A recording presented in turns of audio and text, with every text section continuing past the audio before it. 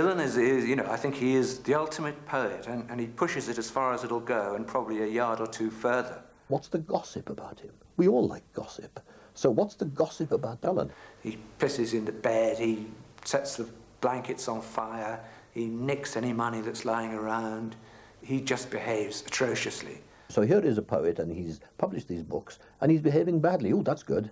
We like that. That's fun. People will relate very much to an enfant terrible. But you can't be an enfant terrible much beyond, say, 39 or 40, which is when Dylan died. After that, you degenerate quite quickly, I think, into a dirty old man.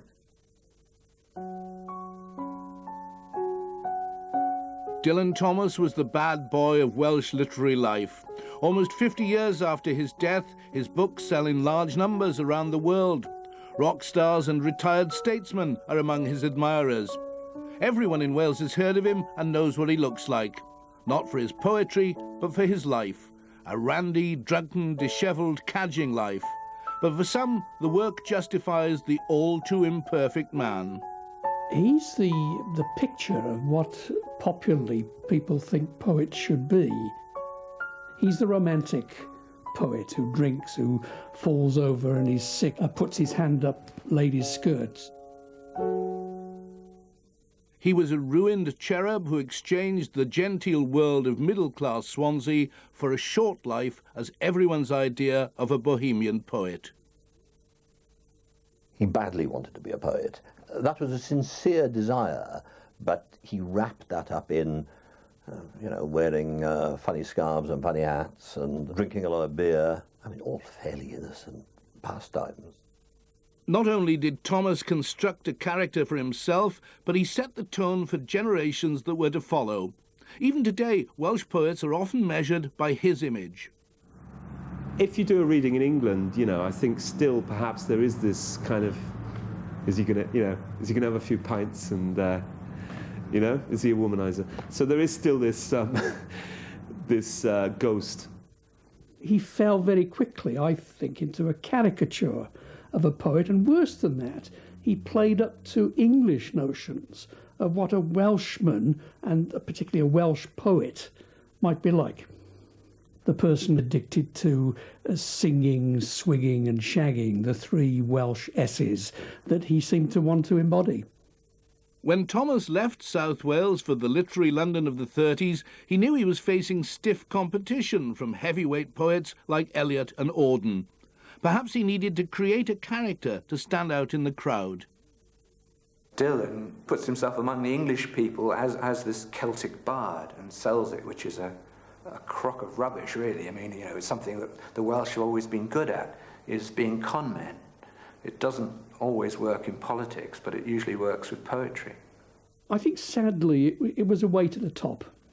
It was a way of playing on one's Welshness, a way of playing a Welsh card that got him noticed, and then made it very easy for people to respond to him. You didn't have to read his words, you didn't have to understand them. It's really rather a sad fate. If he had to be a drunken Welsh fool to gain attention, Thomas had no qualms about the role. He became the subject of countless stories of bad behaviour. He was even happy to describe himself that way, although his erratic habits weren't always appreciated. When I first met him, I didn't like him very much. He hadn't turned up to be best man at my wedding to Vernon Watkins. So, of course, when I met Dylan, I wasn't really terribly well disposed to him. He was very hot, and when he got hot, Dylan tended to sweat a lot. Café Royal was quite warm. He knew a lot of people there. He was signalling and name-dropping. He was dropping cigarette ash everywhere. Although Vernon had read me a lot of his poetry, and I thought it was wonderful, I really didn't think the man who'd written it was up to standard, as it were. His early patron, the poet Norman Cameron, summed him up in a poem called The Dirty Little Accuser. Who invited him in? What was he doing here, that insolent ruffian, that crapulous lout? When he quitted a sofa, he left behind him a smear. My wife says he even tried to pour her about. Certainly he was grubby. He didn't bath or change his clothes unless somebody said, It's about time now, because you're really beginning to smell. As to throwing up in people's houses or wetting the beds or anything, no. I had no experience of that. Thomas managed to find a wife whose bohemian tastes and behaviour matched his own, Kathleen McNamara. Two such temperaments were perhaps a guarantee of future disasters. Things began badly enough when they went to visit Kathleen's sister. He is said to have urinated on the floor in the drawing room or in the hall or whatever, which is bad behaviour carried, rather a long way. Now, why did he do that? It was a gesture. He was responding to people that he didn't really like, who he knew didn't like him. And he thought, well, bugger it, I'll show you. Perhaps he was safer in one of the many pubs in which, almost until his dying breath, he spent a great deal of his time. The creative artist, fueled by drink and conversation, is all part of a great tradition. But was it all it seemed? I personally never saw him drunk. I saw him what one used to call tiddly, bright and happy because of drink, yes. He made a performance of drinking. He was the clown in the pub, the pints being lined up, knocking the back, telling funny stories. Drink was only one part of the Thomas legend. Although in later years there have been attempts to play down his actual consumption, he boasted about it. Again, almost to his dying breath. But there were also the women. He certainly liked to talk about his conquests. Women also like to talk about being conquered, but the truth is more elusive. Women wanted to let it be known that they slept with Dylan. My mother had sex with Dylan Thomas because she used to drink at a lot of pubs in Wine Street. I've never been DNA tested, but she said he was a bit of a bore, really. What he really wanted was to be cuddled and loved. And one girl that he went to bed with in the war said nothing happened at all. We just had a cuddle. He just snuggled up to me and went to sleep. Dylan talked about it and gave this impression that there were all these women. In the end, a lot of it was horseplay. The authorised version of Dylan Thomas, heroic drinker and relentless seducer, really took off when he began his lecture tours in the United States. He's living it up. He's pretending to be the Welsh poet behaving badly in America. Why have you come to America, Mr. Thomas? I have come on a quest for naked women in Macintoshes. There may be arguments about how much Thomas drank and how many women he slept with, but none at all about his talents as a scrounger.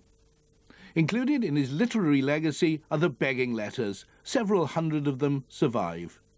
We have no coal in the house, it's freezing, and the baby has got no milk, and we owe the grocer £300. If only you could send me £1. A lot of us get disorganised with our finances, but he made an industry of it. Certainly the feckless Thomases were frequently broke. With no regular income, they often had to rely on handouts from long-suffering friends. But he knew how to milk them. Perhaps this was all part of being a poet. Just that he wasn't terribly good at getting money to the people, the butcher and the baker and the people he owed it to. What he wanted, he went round and asked for, and usually he got. Nobody likes to be thought of as a sponger. Without a doubt, he was a sponger. There's no question of that. But people who liked him put up with it. It was part of knowing Dylan.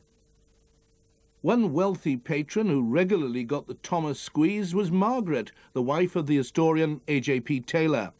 She not only gave him cash, but even places to live, including the famous boathouse at Larne. The Taylors offered to accommodate them in this little summer house here. They were destitute. Whenever Dylan came to her for money, she somehow found it. Her husband, A.J.P. Taylor, would come home to find that the piano had vanished or a painting had disappeared from the wall. And he got, of course, naturally very fed up. Thomas wasn't very gracious about other people's generosity. He was often scornful about them. When Dylan was with Margaret, he pretended to take her seriously, but behind her back he referred to her as Mad Maggie. The other side of his dependence on her as a patron, perhaps it was self-hatred, perhaps he despised himself for sponging off her so shamelessly, was that he insulted and abused her.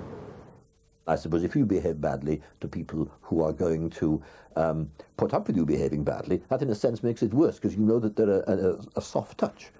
The Thomases were in a pub round the corner, and they were making fun of Margaret, and Kathleen looked round at some point, and there was Margaret Taylor standing at the bar with the tears running down her face. Margaret Taylor almost bankrupted herself and her husband to support the Thomases. It destroyed her marriage. Why was she and others so indulgent? In a sense, he did exude or operate that helplessness that a baby does, and people always did look after him.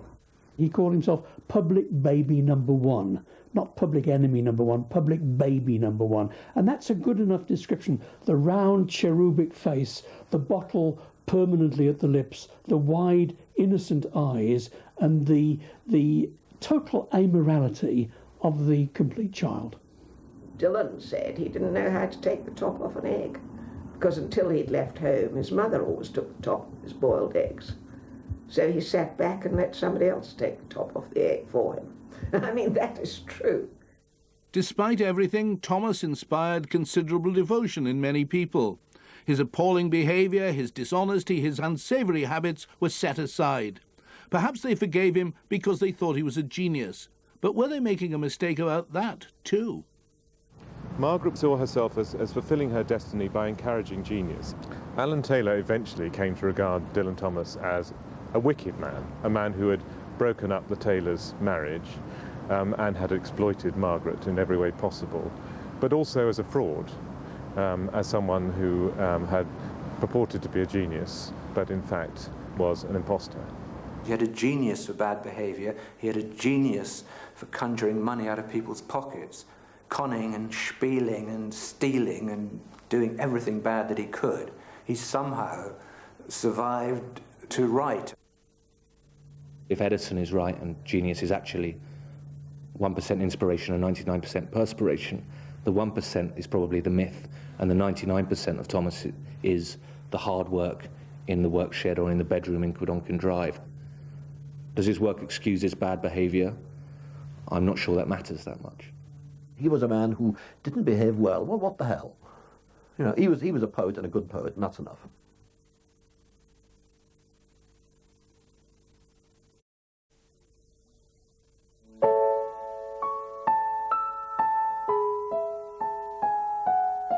Thomas is sometimes called a genius, but his reputation rests on only a few works. Of them, the most famous is Under Milk Wood. Then there are around 90 published poems, some stories and broadcasts. He's very famous, of course, but a genius? I think he's only a genius in that popular sense of somebody who's mad and uncontrollable.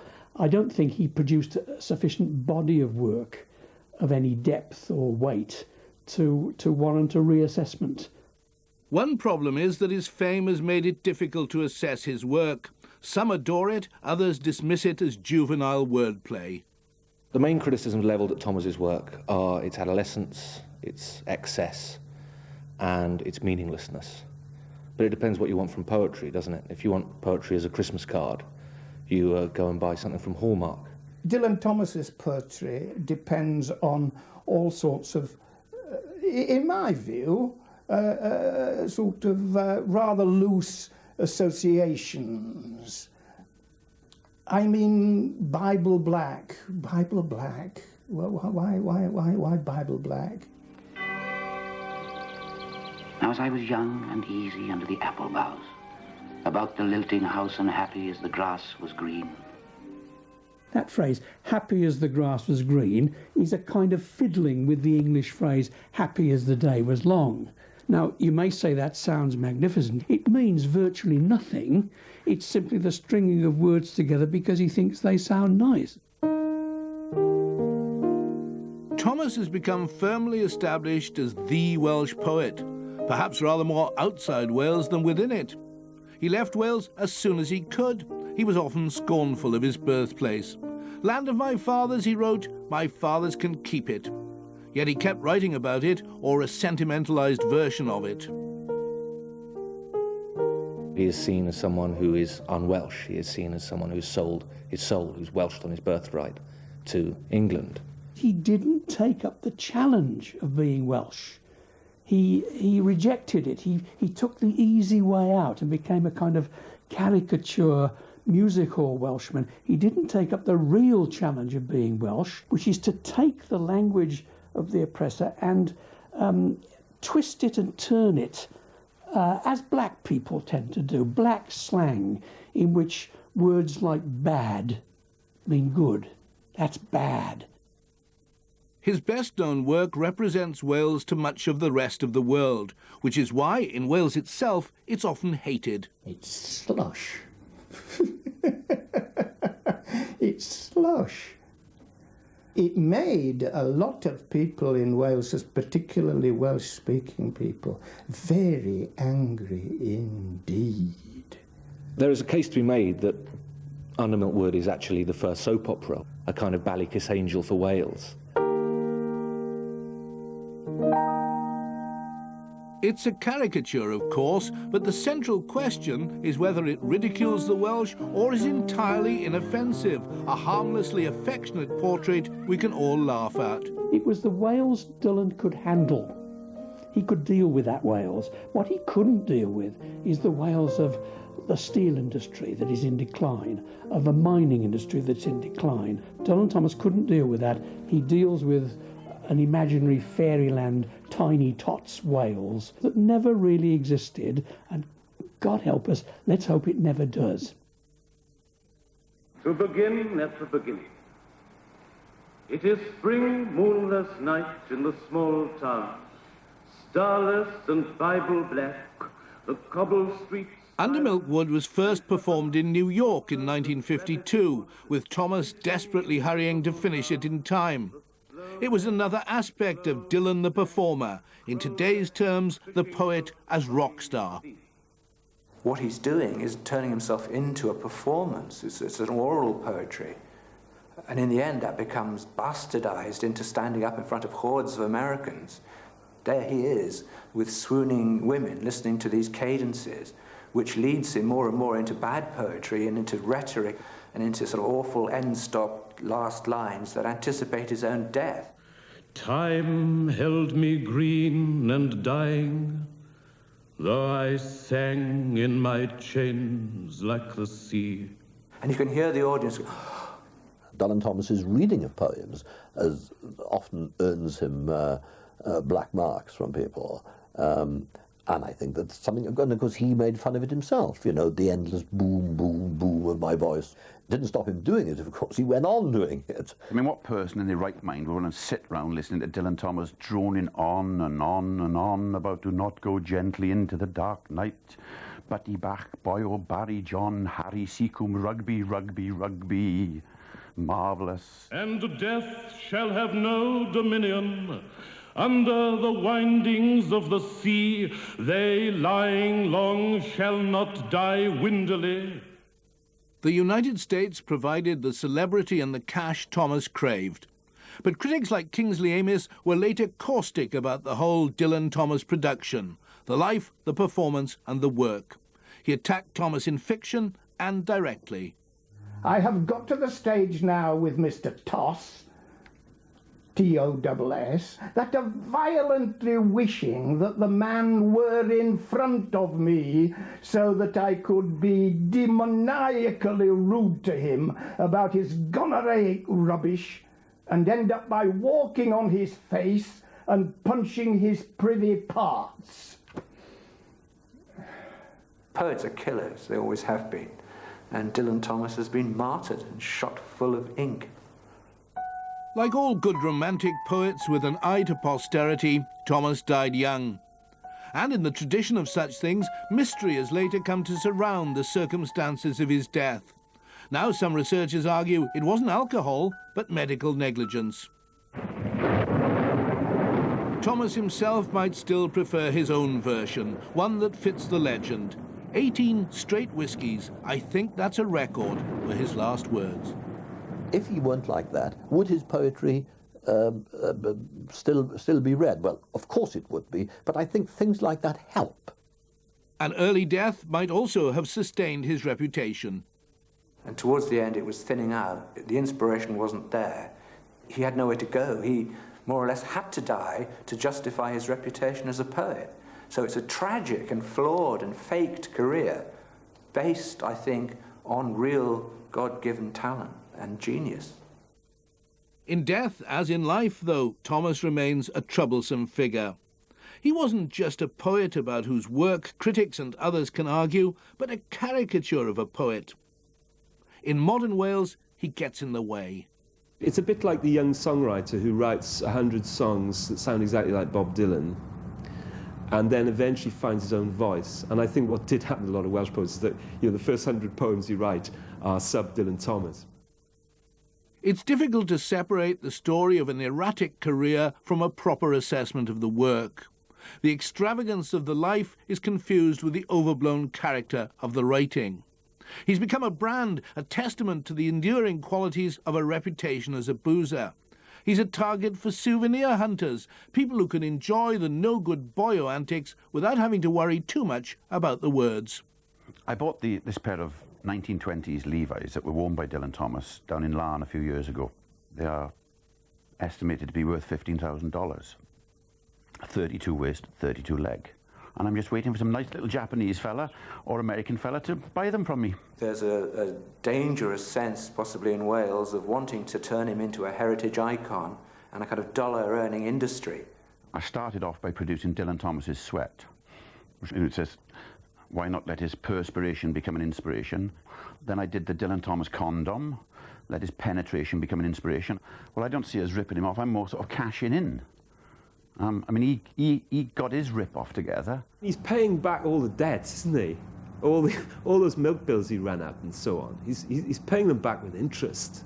If we treat him in the right way, it's fine. But if you try and erect him into the Welsh culture logo, the great franchise, it's not going to work. We've gone for the sort of Tesco play it in the car radio kind of highlights of Dylan Thomas instead. And I think we may be selling him short by doing that. Perhaps most remarkable of all is the sheer persistence of the Thomas legend, peering woozily across almost half a century. The dissolute writer, booming his poems at us, now says Wales just as much as a leek or a daffodil. He's a product, in a sense, as I suppose he always wanted to be, of the Welsh Tourist Board. He's become, as it were, the big pit of Welsh literature.